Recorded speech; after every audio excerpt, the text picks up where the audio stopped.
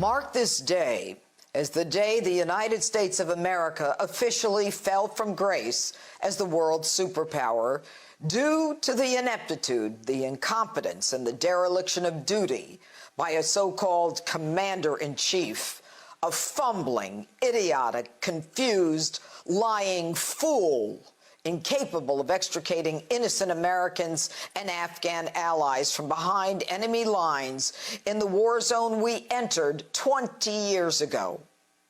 As American families of those trapped behind enemy lines, as Afghani Americans whose families helped us, and indeed Americans of all walks of life are glued to this crisis on television, they're met with government officials who are not only not candid, or are confused, or are just outright lying. No one's being killed right now. God forgive me if I'm wrong about that, but no one's being killed right now. That's a lie.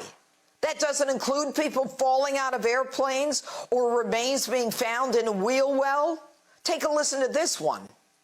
Is a Taliban takeover of Afghanistan now inevitable? No, it is not. Clearly, the Taliban has taken over. They have our weapons, and we can't even get Americans to the airport. There's going to be no circumstance where you see people being lifted off the roof of an embassy of the United States from Afghanistan. I guess I shouldn't believe my lying eyes. Take a look at your screen right now. Joe, what do you call this? What are you talking about? But let me be clear. Any American who wants to come home, we will get you home. How do you expect any American in danger overseas to even believe you?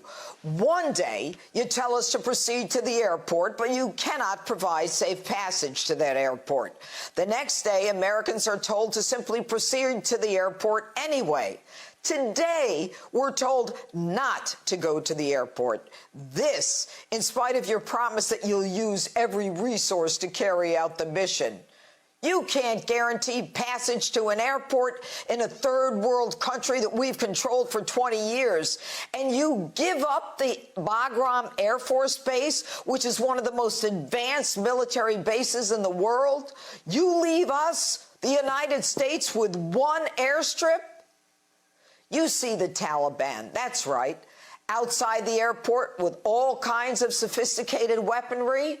You own that, Joe. You gave it to them. You're the one too busy or too dumb as you go back and forth on your vacations to protect Americans, not even to mention the southern border. We are now on the razor's edge.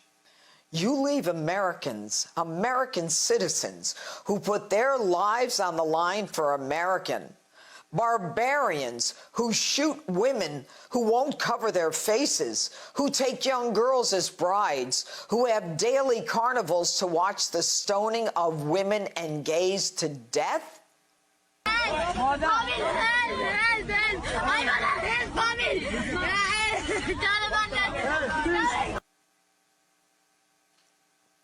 You leave American citizens and Afghan allies who put their lives on the line for America when there was no reason?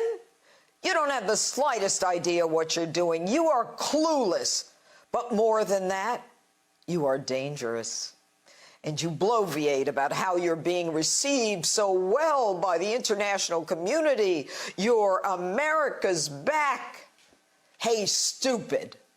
The UK Parliament condemned the United States, holding Joe Biden in contempt for the debacle in Afghanistan. The head of German Chancellor Merkel's party described the withdrawal as, quote, the biggest NATO debacle since its founding, while the Brits and the French, stunned at the unilateral withdrawal by the United States without even an email, without even a phone call, even a return call to Prime Minister Boris Johnson. The Brits and the French damned the torpedoes and did what everyone in this country would expect America to do, and that is get out from behind this make-believe barrier and go out and rescue their citizens. And you do nothing of the kind. And remember, Joe, the Brits, the French, the Germans, the Dutch, the Aussies, they're not there because they were attacked. They're there because we were attacked on 9/11. They did this for us, you ungrateful, tone-deaf, taxpayer-funded career politician. And Mr. Cool, do you even give a damn? Or is this all about scooping up millions like your drugged-up son from Russia, the Ukraine, and China? You are so dumb you don't even admit the fear, the chaos, the hysteria, the children shot and beaten, whipped and brutalized, people running from Taliban gunfire. You're too cool to admit that. No, nobody's died. No one's died. Are you watching cartoons all day? You have single-handedly put Americans in danger. You have single-handedly outsourced the protection of Americans to the Taliban. And don't act so stunned. Everyone knew what you and Barack were doing by emptying out Gitmo, even civilians like me 7 years ago. Could it be, Mr. President, he was your excuse to release 5 Taliban terrorists from Gitmo? Those 5 men, the worst of the worst. Some wanted by the UN for mass murders, killing thousands, Al-Qaeda connected. They hate America and everything we stand for. And you released them, knowing many returned to the battlefield. The truth? This dirtbag on your screen now, who your friend Obama released for another dirtbag, a deserter by the name of Bo Bergdahl, is now back on the battlefield. But not only back on the battlefield, he's in fact in charge of the Taliban, you fools. We were warned you were inept. We knew in our hearts that you were. You have consistently had the worst foreign policy strategy and diplomatic responses in recent history. The truth is, Mr. President, you should not only be impeached, as Commander-in-Chief, you should be court-martialed.